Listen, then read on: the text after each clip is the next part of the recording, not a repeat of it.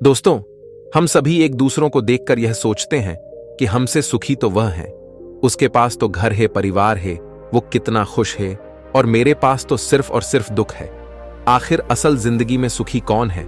आइए इसे एक छोटी सी कहानी के माध्यम से समझते हैं। नमस्कार दोस्तों, बहुत समय पहले की बात है। एक बार एक भिखारी गांव में भीख मांगने के लिए जाता है। भिखारी भीख मांगते मांगते एक किसान के दरवाजे पर पहुंचता है। वह भिखारी किसान के घर का दरवाजा खटखटाता है, लेकिन अंदर से कोई आवाज नहीं आती। दरवाजा खुला होने के कारण वह अंदर की ओर झांकता है, यह देखने के लिए कि कोई घर पर है या नहीं। वह देखता है कि किसान और उसका पूरा परिवार एक साथ बैठकर बात कर रहे हैं। बच्चे किसान के साथ लिपटे हुए हैं, खेल रहे हैं। भिखारी को लगा कि शायद किसी ने मेरी बात पर ध्यान नहीं दिया, इसलिए उसने फिर से आवाज लगाई। जब उसने दूसरी बार आवाज लगाई तो किसान की पत्नी ने सुना और उसके बाद कुछ अनाज लेकर घर से बाहर आई और उसे भीख दे दी। उसके बाद वह भिखारी वहां से चला गया और कुछ आगे चलकर वह यह सोचने लगा कि कितना खुशहाल परिवार है, कितने सुखी हैं। ये लोग परिवार में 2 बच्चे हैं और वे बच्चे पिता के साथ खेल रहे हैं। सब कुछ देखकर कितना अच्छा लग रहा था। काश मेरा भी परिवार होता।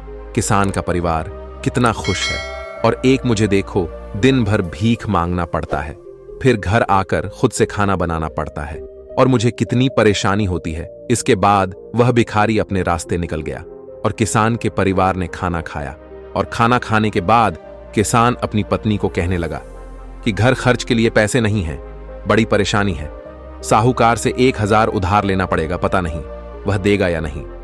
किसान की पत्नी ने उसे धैर्य रखने के लिए कहा और बोली, आप जाओ, आपको साहूकार पैसे दे देगा। किसान गांव में एक सेठ के पास गया जिसके पास कपड़े की दुकान थी। वह ब्याज पर लोगों को पैसा देता था। किसान ने सेठ से 1000 मांगे, और जब सेठ किसान को पैसा दे रहा था तो उसने देखा कि वहां पैसों का हिसाब लगा हुआ है। किसान जब वहां से निकला तो वह सोच रहा था कि साहूकार कितना खुश है। मैं कहां 500 या 1000 के लिए घबरा रहा हूं, परेशान हो रहा हूं, और इस सेठ के पास 20,000 30,000 का हिसाब चल रहा है। किसान यह सोचते सोचते घर चला गया। सेठ की गांव में छोटी सी कपड़े की दुकान थी। गांव में कपड़े लाने के लिए उसे शहर जाना पड़ता था। वह शहर के एक बड़े दुकान से कपड़ा लाता था। अगले दिन वह सेठ शहर पहुंचा और वहां जो बड़े दुकान के सेठ जी थे उनसे मुलाकात की और उनसे सेठ से कहा कि कपड़ा खरीदना है। बड़े सेठ के पास उसका एक कर्मचारी संदेश आ रहा था कि 1 लाख का फायदा हो गया, 2 लाख का फायदा हो गया, कोलकाता में माल पहुंच गया है, मुंबई में हो गया। ये सब उसको वहां देखने को मिला। जब गांव का सेठ वहां से निकला तो वह सोचने लगा कि हम अपने आप को इस गांव का सबसे बड़ा सेठ मानकर बैठे हैं और 5,000 10,000 में खेल रहे हैं। यहां तो लाखों का फायदा हो रहा है। ये सोचते सोचते वह सेठ कपड़े लेकर अपने गांव के लिए रवाना हो गया। इसके बाद बड़े सेठ शहर वाला सेठ के पास उनका नौकर आया और बोला, एक उतार आया है मालिक, 7 लाख का घाटा हो गया है। सेठ जी का दिमाग ठनक गया। तभी दूसरा नौकर आया और बोला, आज आपको दावत में जाना है। अपने जो राय बहादुर साहब हैं उनके यहां दावत है। लॉर्ड साहब आने वाले हैं, आप तैयार हो जाइए। हमने मोटर गाड़ी लगा दी है। सेठ जी दुखी मन से तैयार हुए और गाड़ी में बैठ गए, और कुछ देर के बाद सेठ जी राय बहादुर के घर पहुंच गए। वहां दावत सजी हुई थी। बड़े बड़े सेठ आए हुए थे। सेठ जी के लिए तो बैठने तक की जगह नहीं थी। जैसे तैसे इनको कुर्सी मिली। उसके बाद सेठ जी देखने लगे कि कमिश्नर आ रहा है, कलेक्टर आ रहा है, बड़े बड़े अधिकारी साहब आकर मिल रहे हैं। ये सब नजारा देखकर सेठ जी सोचने लगे कि कहां मैं अपने आप को सेठ मान कर बैठा हूं और कितना खुश हो रहा हूं। सबसे ज्यादा तो सुखी ये हैं। इनके पास बड़े बड़े अधिकारी आते हैं, चाय पीते हैं, हाथ मिलाते हैं, जलवा तो इनका है। इसके बाद सेठ जी राय बहादुर से मिले और उन्हें तोहफा दिया, खाना खाया और अपने घर के लिए रवाना हो गए। राय बहादुर साहब के यहां दावत खत्म हो चुकी थी और इनका सर दर्द होने लगा, क्योंकि इन्हें दिन भर से चिंता थी कि दावत कैसी होगी। जाकर कमरे में लेट गए। नौकर आकर इनकी सेवा करने लगे। जब सर दर्द बढ़ गया तो डॉक्टर बुलाया गया। तभी राय बहादुर साहब के पास एक संदेश आया जिससे मालूम चला कि व्यापार में घाटा हो गया है। अब उनका सर दर्द और भी बढ़ गया। राय बहादुर ने अपने नौकरों से कहा, क्या जिंदगी है, बड़े बड़े अधिकारी को चाय पिलानी पड़ती है, पार्टी रखनी पड़ती है, वह सब करते हैं, इसीलिए हमें भी दावत रखनी पड़ती है, वरना कौन इतना सरदर्द मोल ले। तभी उन्होंने देखा कि खिड़की से एक भिखारी जा रहा था जो अपने हाथ में डंडा लेकर गाना गा रहा था। राय बहादुर साहब ने नौकरों से कहा, देखो, जिंदगी में खुश तो यह है, सुखी तो यह है, इसको कोई चिंता नहीं है, ना घाटे की ना फायदे की। यह वही भिखारी था जो किसान को सुखी मानता था, खुश मानता था। दोस्तों, हर इंसान खुश तो है, लेकिन वह अपने से धनवान व्यक्ति को देखकर दुखी हो जाता है और उसे लगता है कि सिर्फ धनवान व्यक्ति ही खुश और सुखी है। लेकिन धनवान होने के अर्थ यह नहीं कि वह व्यक्ति सुखी भी है। अगर आप जीवन में खुश और सुखी रहना चाहते हैं तो अपने से धनवान की ओर ना देखें, क्योंकि हो सकता है जो जीवन आप जी रहे हो वैसा जीवन पाने के लिए भी कुछ लोग तरस रहे हो। दोस्तों, दूसरी शिख जो हमें इस कहानी से लेनी चाहिए, जो हमें अपने आप से रूबरू करवाती है और हमारी असलियत दिखाती है कि हम जैसे हैं वैसे ही अच्छे हैं। एक छोटे से गांव में एक व्यक्ति रहता था जो पहाड़ से पत्थर तोड़ने का काम करता था। उस व्यक्ति को अपनी जिंदगी से कोई शिकायत नहीं थी। पूरे मेहनत और लगन से दिन भर काम करता और शाम को काम खत्म होने के बाद जो भी पैसा मिलता उसे लेकर अपने घर आता और अपने परिवार वालों के साथ कुछ समय व्यतीत करता था और फिर चैन से सो जाता था। ऐसा करते हुए उसे कई साल बीत गए थे। हर दिन की तरह वह अपना काम खत्म करके घर वापस जा रहा था। रास्ते में चलते चलते उसके मन में एक ख्याल आया कि यह भी कोई जिंदगी है। मैं सुबह से शाम तक पत्थर तोड़ने का काम करता हूं और शाम में मुझे थोड़े से पैसे मिलते हैं, जिससे मुश्किल से मेरे और मेरे परिवार का गुजारा हो पाता है। शायद आज मुझे कहीं से कुछ ऐसी शक्ति मिल जाए जिससे मैं जो चाहूं वह पूरा हो जाए। वह घर गया, खाना खाया, लेकिन उसका ध्यान खाने की ओर नहीं था। उसके दिमाग में बस एक ही ख्याल था कि काश मुझे कोई ऐसी अलौकिक शक्ति मिल जाए जिससे मैं जो चाहूं हासिल कर सकूं। वह इस बात को सोचते सोचते सो गया। फिर नींद आने के बाद उसे एक सपना आया। सपने में उसने देखा कि वह रोज की तरह अपना काम खत्म करके घर लौट रहा था। तभी रास्ते में उसे एक बहुत बड़ा घर दिखा। तभी उसके मन में विचार आया, काश यह घर मेरा होता और मैं इसका मालिक होता। और उसका इतना सोचते ही वह उस घर का मालिक बन गया। उसको यकीन ही नहीं हो रहा था कि उसने जो सोचा वह पूरा हो गया। लेकिन उसकी खुशी अधिक देर तक नहीं टिक पाई। अचानक से एक शोर सुनाई दिया। उसने देखा कि उसके घर के बाहर से एक रैली निकल रही है जिसमें बीचों बीच एक राजनीतिज्ञ है। उसे देखकर वहां खड़े लोग उसके नाम के नारे लगा रहे थे और सब उसको देखने के लिए तड़प रहे थे। तब उसको यह एहसास हुआ कि मैं कितना छोटा हूं, मेरा तो कोई अस्तित्व ही नहीं है इस राजनेता के समक्ष। काश मैं एक राजनेता होता और मेरे पास इतनी क्षमता होती। उसके इतना सोचने की देर थी कि वह राजनेता बन गया। उसके खुशी का ठिकाना नहीं रहा, क्योंकि उसके पास हजारों लोगों की भीड़ थी और सब उसको देखने के लिए तरस रहे थे। लेकिन उसकी यह खुशी भी ज्यादा देर भी टिक नहीं पाई, क्योंकि धूप बहुत ही तेज थी और उस राजनेता को इतनी धूप में खड़े रहने की आदत नहीं थी। उसे चक्कर आया और वह बेहोश हो गया। फिर उसे एहसास हुआ कि यह राजनेता सबसे ताकतवर नहीं है, ये जो सूरज है ये सबसे ताकतवर है। उसके मन में आया कि काश मैं सूरज होता, मेरे आगे कोई टिक नहीं पाता। उसको इतना सोचने की देर थी और वह सूरज बन गया। वह खुशी से पागल हो गया। पूरी दुनिया को यही रोशन कर रहा था। दुनिया में ऐसा कोई इंसान नहीं था जो उसकी रोशनी को रोक सके। लेकिन उसकी यह खुशी भी टिक नहीं पाई, क्योंकि कुछ ही समय बाद आसमान में काले बादल आए और रोशनी को रोक दिया। फिर उसको एहसास हुआ कि कोई है जो मेरी रोशनी को भी कोई रोक सकता है। उसके मन में यह ख्याल आया कि काश मैं बादल होता, और वह बादल बन गया। उसको ऐसा लग रहा था कि वह आसमान में उड़ रहा है और वह जहां चाहे वहां जा सकता है। लेकिन कुछ देर बाद एक हवा का झोंका आया जो उसे उड़ा ले गया। उसे एहसास हुआ कि बादल सूरज की रोशनी को रोक सकता है, लेकिन हवा को नहीं, क्योंकि यह हवा उसे बहा कर ले गई। फिर उसके मन में यह विचार आया कि काश में हवा होता, और वह हवा बन गया। हवा बनने के बाद उसने अपने अंदर एक अलग सी ऊर्जा महसूस की और सोचा कि मैं जिसको चाहूं उसे उड़ाकर ले जा सकता हूं। उसको यह विश्वास होने ही वाला था कि इस दुनिया में सबसे ताकतवर मैं हूं। लेकिन तभी उसके सामने एक पहाड़ आया। उसने पूरी ताकत लगा दी, लेकिन उस पहाड़ को नहीं हिला सका। उसको यह एहसास हुआ कि कोई है जो हवा से ज्यादा शक्तिशाली है, जिसमें हवा को रोकने का भी दम है। फिर उसके मन में यह ख्याल आया कि काश में पहाड़ होता, और वह पहाड़ बन गया। लेकिन हर बार की तरह उसकी खुशी ज्यादा देर तक नहीं टिक पाई। एक जानी पहचानी आवाज उसे सुनाई दी और साथ ही साथ उसको दर्द होने लगा, जैसे कि कोई है जो उसे तोड़ रहा है, मार रहा है। तब वह दर्द से चीखने लगा और उसके मन में आया, मैं वह बन जाऊं जो पहाड़ को तोड़ने का दम रखता है। लेकिन इस बार उसकी यह ख्वाहिश पूरी नहीं हुई।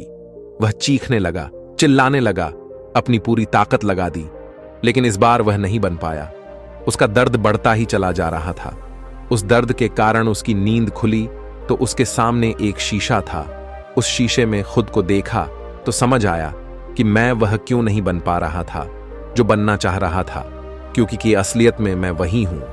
दोस्तों, किसी से कुछ सीखना अच्छी बात है, लेकिन अपना अस्तित्व को भुलाकर किसी और के अस्तित्व को अपना लेना खुद का एवं साथ ही उस ईश्वर रूपी कारीगर का भी अपमान करना होता है, जिसे आपको सबसे अलग बनाया है। हम भूल जाते हैं कि हम सभी में एक ऐसी खासियत होती है जो हम सबको खास बनती है। बस उसे हमें खुद के अंदर तलाश करना होता है। इसलिए आप जैसे भी हैं, आप अच्छे हैं। आपको किसी के भी जैसा बनने की कोई जरूरत नहीं है। आप जैसे भी हैं, सर्वश्रेष्ठ हैं। अगर आपको कुछ बनना है तो अपने आप को पहचाने, अपनी क्षमताओं को पहचाने और अपना श्रेष्ठ संस्करण बने। और तिछरी सीख जो हमें इस कहानी से सीखनी चाहिए, एक गांव में एक राजा था जिसने अपने जीवन काल में कई लड़ाइयां जीती और काफी हद तक अपने साम्राज्य का विस्तार किया था, क्योंकि समय के साथ राजा की सूझबूझ और साहस के कारण साम्राज्य बढ़ता गया। राजा या तो अपने शत्रुओं को परास्त करके वहां अपने साम्राज्य का झंडा गाड़ देता था, या फिर शत्रु स्वयं उसके सामने आत्मसमर्पण कर देता था। साम्राज्य के अंदर भी सुख और शांति का माहौल था। लोग बिना किसी डर के खुशी से रहते थे। इसी तरह उनका जीवन अब 56 वर्ष का हो गया था। राजा बहुत खुशी और धूमधाम के साथ रहता था, लेकिन अब वह वयस्क हो चुका था। उसका एक ही बेटा था जिसकी उम्र सिर्फ 16 साल की थी। राजा जानते थे कि इतने बड़े साम्राज्य पर शासन करने के लिए उम्र से ज्यादा समझदारी और कुछ महत्वपूर्ण बातें मायने रखती हैं। जो इन बातों को अपना लेता है वह इतने बड़े साम्राज्य पर आसानी से शासन कर सकता है। तभी एक दिन राजा ने अपने बेटे को अपने कक्ष में बुलाया और कहा कि सुनो बेटा, ऐसा नहीं होता। इससे कोई फर्क नहीं पड़ता कि आप 16 साल के हैं या 56 साल के। दुनिया आपकी हैसियत के मुताबिक आपकी इज्जत करेगी। हर कोई चाहता है कि लोग उसकी इज्जत करें, उसे मजबूत समझे, लेकिन यह इतना आसान नहीं है। अगर आप चाहते हैं कि लोग आपका सम्मान करें तो सबसे पहले यह याद रखें, कभी भी किसी से आपका खुद का सम्मान करने के लिए ना कहे, किसी से सम्मान की भीख ना मांगे।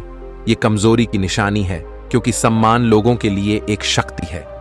आप बने इतना अनमोल और शक्तिशाली ताकि उन्हें आपका सम्मान करना पड़े। क्या आप जानते हैं लोग समुद्र का सम्मान क्यों करते हैं? क्योंकि वह किसी को भी उसका सम्मान करने के लिए नहीं कहता है। समुद्र की शक्ति से प्रभावित लोग उसका सम्मान करते हैं क्योंकि वह शक्तिशाली है।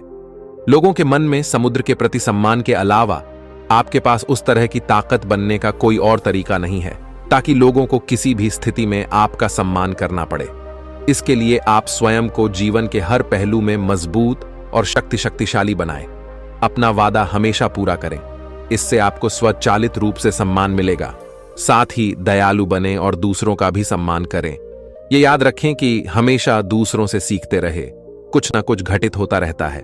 आप कभी भी सब कुछ नहीं जान सकते। जीवन की वास्तविक शिक्षा भी वास्तविक जीवन से ही मिलती है। युवावस्था में आप जितनी अधिक चुनौतियों का सामना करेंगे, आप उतने ही अधिक मजबूत बनेंगे। आने वाले समय में आप और अधिक प्रगति करेंगे। ये जीवन का वह समय है जहां आपको लड़कियों के प्यार में नहीं पड़ना है, बल्कि खुद को मजबूत बनाने पर ध्यान केंद्रित करना है। जब आप एक अनमोल और शक्तिशाली व्यक्ति बन जाएंगे, ताकि जब आप बनना चाहें तो यह अपने आप आ जाए। अपने जीवन में बेहतरी लाएं और आगे बढ़ना शुरू करें तो कुछ लोग आपको पीछे खींचने की कोशिश करेंगे। यह लोग आपके मित्र या परिवार में से कोई भी हो सकते हैं, या आपके सपनों का मजाक उड़ाएंगे, या आपको ऐसी आदतें अपनाने के लिए कहेंगे जिससे आपका समय और ऊर्जा बर्बाद होती है, क्योंकि वे आपको आगे बढ़ते नहीं देखना चाहते हैं। वे आपकी प्रगति से ईर्ष्या करेंगे क्योंकि उनकी कमजोरी और आलस्य के कारण वे काम करने में असमर्थ हैं। वह नहीं चाहते कि आप ऐसा कर सकें। साथ ही लोग आपको पीछे खींच लेंगे, क्योंकि कुछ दोस्ती सिर्फ थोड़े समय के मनोरंजन के लिए बनाई जाती है। इसलिए जब आप उन चीजों को करना बंद कर देंगे तो उनका मजा कुछ समय के लिए कम हो सकता है जो वह आपके साथ बिताते थे। इसीलिए वे आपको पीछे खींचने की कोशिश करेंगे और आपको अपने जैसा बना देंगे। यदि आप सोच रहे हैं कि मुझे इतना त्याग क्यों करना चाहिए, जीवन आराम से जीना चाहिए, इसलिए यह याद रखें कि यदि अपने लक्ष्य के लिए अपनी इच्छा नहीं छोड़ेंगे तो आपको अपने लक्ष्य का बलिदान देना होगा। यदि आप लक्ष्य के लिए हार नहीं मानेंगे और कुछ समय के लिए मौज मस्ती में फंस जाएंगे तो जीवन के अंतिम चरण में आपको पछताना पड़ेगा। राजा ने अपने बेटे से आगे कहा, जब आप लक्ष्य के लिए काम करना शुरू करेंगे तो आपको ऐसे नए लोग मिलेंगे जो आपको समझेंगे और आपको आगे बढ़ने में मदद करने के लिए तैयार होंगे। इसलिए उन लोगों को प्राथमिकता देना शुरू करें जो आपके मूल्यों और लक्ष्यों के साथ संरेख हो। बस उन लोगों से दूर हो जाएं जो आपको रोक रहे हैं और उनके साथ रहकर आपका भविष्य अद्भुत हो। बुरे लोग आपके परिवार के सदस्य और दोस्त भी हो सकते हैं, इसलिए उनसे दूर से ही प्यार करें और अपना प्यार रखें। लक्ष्य पहले, इसके लिए आपको सफल आदतें अपनानी होंगी। कई बार आपको दूसरी जगह जाकर रहना पड़ता है। आपको भी अकेलापन महसूस हो सकता है, लेकिन यह बुरा नहीं है। कुछ समय अकेले रहे अच्छा है, क्योंकि इससे यह समझने में मदद मिलती है कि आप वास्तव में कौन हैं और आप जीवन में क्या हासिल करना चाहते हैं। दोस्तों, यह कहानी हमें सिखाती है कि हर इंसान खुश तो है, लेकिन वह अपने से धनवान व्यक्ति को देखकर दुखी हो जाता है और उसे लगता है कि सिर्फ धनवान व्यक्ति ही खुश और सुखी है। लेकिन धनवान होने के अर्थ यह नहीं कि वह व्यक्ति सुखी भी है। अगर आप जीवन में खुश और सुखी रहना चाहते हैं तो अपने से धनवान की ओर ना देखें, क्योंकि हो सकता है जो जीवन आप जी रहे हो वैसा जीवन पाने के लिए भी कुछ लोग तरस रहे हो। तो अब आपको जवाब मिल गया होगा कि जीवन में हर वह इंसान सुखी है जो अपने से ऊंचे धनवान व्यक्ति की ओर नहीं देखता। हमारे अंदर क्या खूबी है, क्या विशेषता है, यह हम कभी समझ ही नहीं पाते हैं। आज जिसको देखो वह किसी और के जैसा बनना चाहता है, वह किसी और की जिंदगी जीना चाहता है। हर किसी की जिदंगी की एक अलग ही खासियत होती है, बस उसको समझने की और अपनी क्षमताओं को पहचानने की जरूरत होती है। जिस दिन आप अपनी क्षमताओं को समझ जाएंगे, उस दिन से आपके अंदर से किसी और के जैसा बनने का या किसी और का जीवन जीने का जो जिद है वह हमेशा के लिए खत्म हो जाएगा और आप अपने जीवन को अच्छे से जी पाएंगे। तो दोस्तों, कैसी लगी आपको ये कहानी? आप हमें कमेंट सेक्शन में जरूर बताना, और अच्छी लगी हो तो इस चैनल को सब्सक्राइब जरूर कर लेना। तो चलिए मिलते हैं ऐसी ही कोई नई कहानी में। तब तक के लिए अपना ख्याल रखें। धन्यवाद और नमो बुद्धाय।